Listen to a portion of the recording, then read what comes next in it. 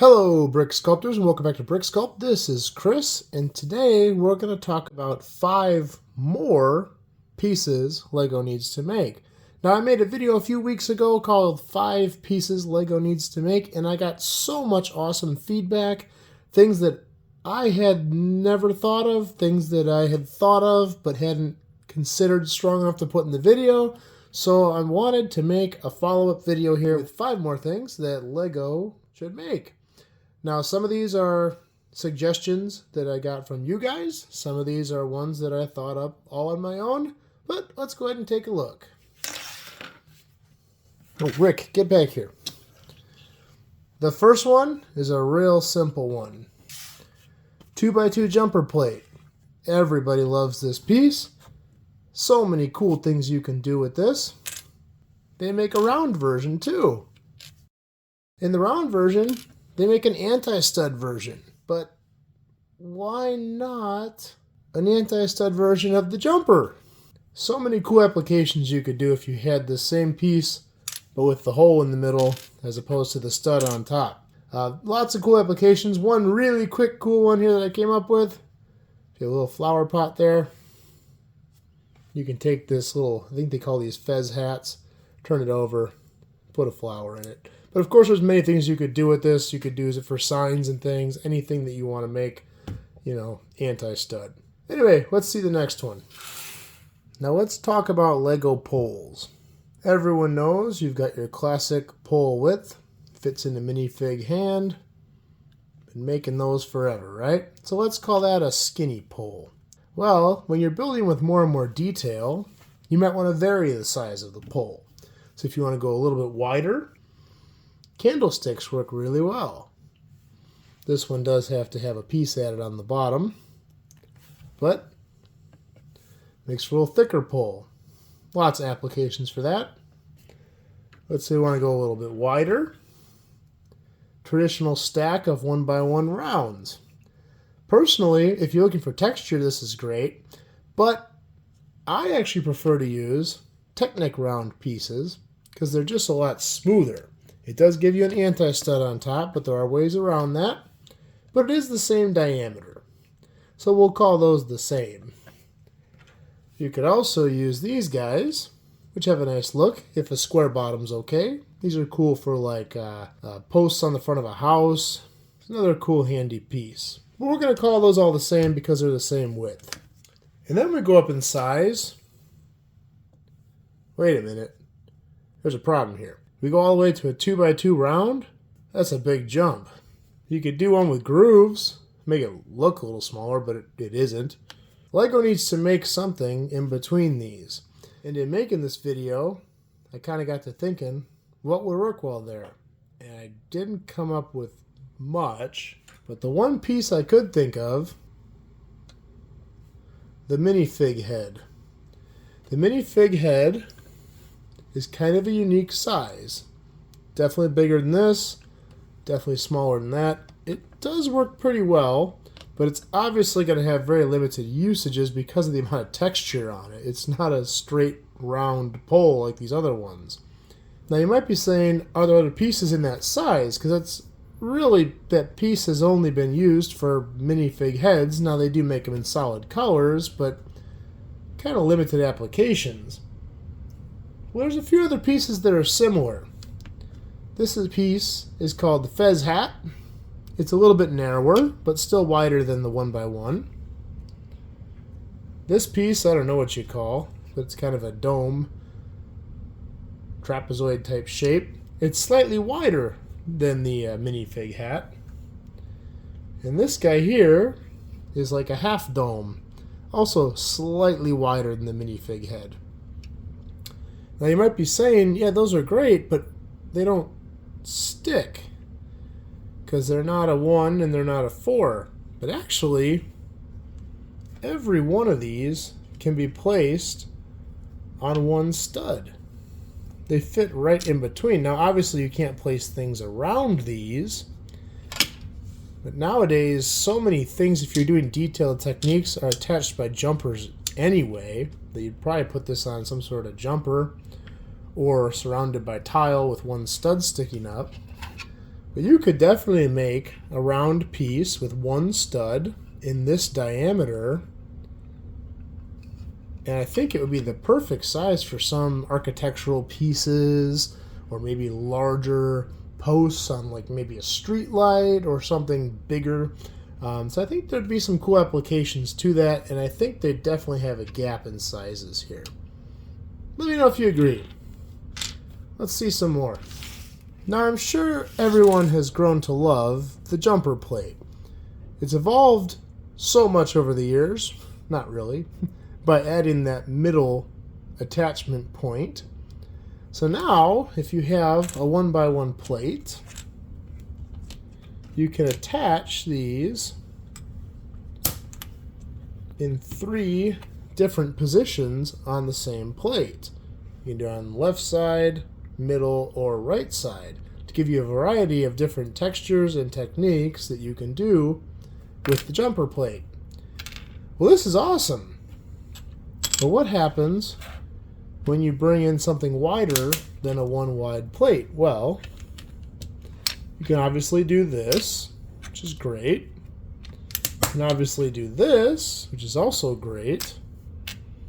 But you can't do this like you could on the 1x1 because it doesn't stick down. The piece I would like to see LEGO make is a jumper plate that's 1.5 wide. Jumper on this side, and then 2 attachment points, not the 3rd. Now, I can think of tons of applications for this, but let me give you a few examples here. Now, I will admit, don't call the LEGO police. I sacrificed a few jumpers in the name of LEGO science to test some of these techniques. So I made this piece for myself by using a razor blade. I made a handful of these. I'm going to show you some cool stuff you can do with this. But if you do have this piece,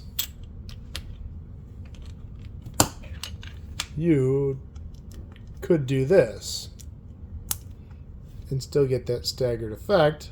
And you could put a tile there or whatever you need. Now, what else could we use this for? Let's say you're making windows, and this is a really common technique. Put a row of jumper plates below a window to give you a nice windowsill, which is great. But jumper plates always have an opposite effect on the other side. So if they're sticking out on this side, they're sticking out on the inside, which when you're doing an interior could be really annoying, unless they were only 1.5 long. So that way it'd be flush on the back. And obviously these aren't because I made these myself. There's one cool application. Let's see some more.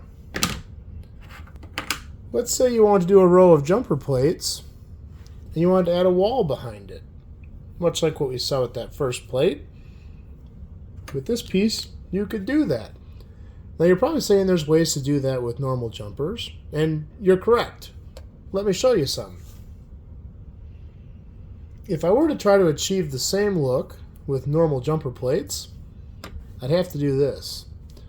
One, I'd have to add more on the bottom to build up and compensate for the jumpers. I'd also have to add more on the sides because the jumpers have nothing to attach to on the top, and on top of all that, the back side is still going to have a gap.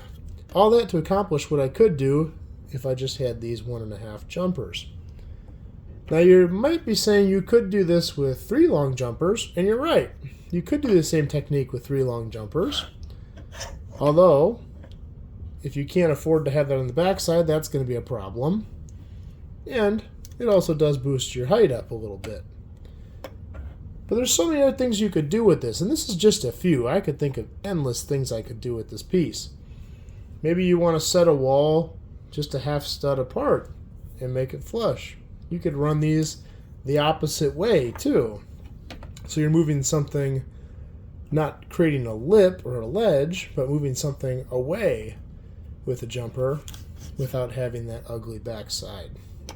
Lots of things you could do with these jumper plates. I would love it if LEGO made something like that. Let's move on. Now here's a quick and easy one that I am passionate about because I really think this is a great solution, and I'm going to do more videos on this in the future. If you watched my video on LEGO scale, you probably saw I did a 5-wide truck, which I think turned out awesome. I thought this was going to be a lot harder than it was. It was difficult to build, but it wasn't difficult to make it look good, which is awesome, with one exception. On this 5-wide truck, the windshield is way too narrow because Lego doesn't make 5-wide windshields. They make 4-wide, they make 6-wide, because all the vehicles they make are 4-wide or 6-wide. So, it would be awesome to get a 5-wide windshield, because I think this scale just looks awesome. It looks so much better to me than a 6-wide, and so much better to me than a 4-wide truck. Let me know what you think. Now, this last one was by far the most commented on my first video, and I'll be honest, I forgot about it on the first video, and I'm glad you guys said something, because it has been something that's been on my mind forever. Now, I've been building Lego for a long time, so I've kind of just overlooked this technique, because I've kind of just grown up knowing that this is not something Lego does. But one thing people always want to see is a double-sided studded plate. And this is obviously not that piece. This is 2 plates stuck together to make a double-sided plate. So the real piece would be 1 plate thinner, but studs on both sides. They also asked for, and I totally agree, the same thing, but with anti-studs on both sides. And the closest I can get to that is this guy here, also 2 wide. Another great reason why it'd be awesome to make this piece in a square. You could do this with 2 circles, but this is basically... Holy cow, these don't come apart. Get a little help from the Star-Spangled Knife. There we go. This is basically a jumper and one of these guys here. Makes for a double anti-stud plate. Well, 2 wide plate. Now, how do I do this one? This is an illegal building technique, but a very commonly used one. This is called the bucket handle method. And what you do, in between these, you stick bucket handles. And it does flex the pieces. Like I said, this is an illegal technique, but these bucket handles stick up just high enough to grab the other plate. I don't personally use this. I don't personally use this technique much because, again, I just kind of grow up knowing that this isn't something Lego does, and it's kind of rare that I need it. But I can tell you, if they started to make these, I'd use it a heck of a lot more. You can also do this with thick bricks. This won't work with the bucket handles, but there's another method, and I didn't come up with any of these, by the way. These are all things I've stolen from other videos. This is called the cheese slope method. And basically, you take cheese slopes, stick them in the corners. They fit real nice. You can only do this on thicker bricks, though. It won't work on the thin ones like this. You actually can do it on these, but then they leave a gap in the middle. But that's how you can stick thicker ones. I think you can do it with 2 wide cheese slopes as well. There are ways to do this with snot technique also. In fact, this is a piece that's been around forever. It's kind of limited in its use because it's so darn big, but it's double-sided snot. They make these guys in 1x1 and 1x2, where you've got 2 opposing studs on a snot brick. And you could use this the same way if you just put it in this orientation. It would have an anti-stud sticking out. You can also do this with a 1x1 brick that has a Technic stud hole going through it, and attach plates that way. Same thing, but anti-stud on the outside. There's lots of different ways to do this with snot technique. I'm just showing you a few. The Technic tubes work well for this as well, for anti-stud. You can do the long ones or the short ones. Or you can also do it with poles. So lots of different methods for getting double-sided for snot and for plates. But yes, it would be awesome if Lego would make this, but in a 1 wide and a studded and anti-stud. I think that would be such a handy piece. So anyway, let me know in the comments if there's anything else you can think of that would be super cool if Lego made. If you want to watch the first video I did, I'll link it here at the end. I also linked it in the beginning. And if you like this video, please like and subscribe. I'm going to do more just like this in the future. And we will see you next time.